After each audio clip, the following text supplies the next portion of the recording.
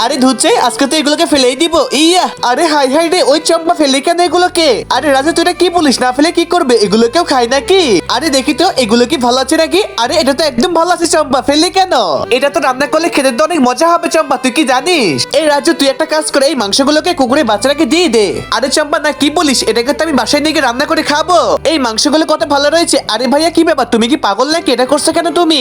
আরে ছোট বোন তুই দেখ দেখ এই মাংসগুলো কত তরতাজা রয়েছে। আরে ভাইয়া রাখো তোমার মাংস, তুমি এসব কিছু বাদ দাও, চলো আমার সঙ্গে বাড়িতে। আরে ধরবি না, আমি তো এটাকে নিবই না, চল তুই আমার সঙ্গে। ভাই চলো, তুমি বলছো আমার সঙ্গে।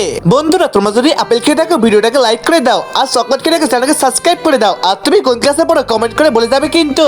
আরে আমার তো মনে হয় আমার ছোট বোন মিনা চলে গিয়েছে, এবার তো আমি এই মাংসগুলোকে জালেটার মধ্যে তুলে নিই, জলদি করে তুলে নিয়ে এবার তো আমি বাসায় চলে যাই। বাসায় গিয়ে এগুলোকে তো একদম ভালো করে পরিষ্কার করতে হবে আমাকে, ভালো করে মশলাপাতি দিয়ে পরিষ্কার করে এটাকে আমি। এটার গায়ে তো মনে হয় অনেক নোংরা, সকল নোংরা ক্ষেত্রে আমাকে পরিষ্কার করতে হবে।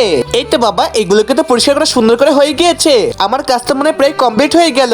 বন্ধুরা এরপরে কি হলো দেখতে নেক্সট পার্ট কমেন্ট করো।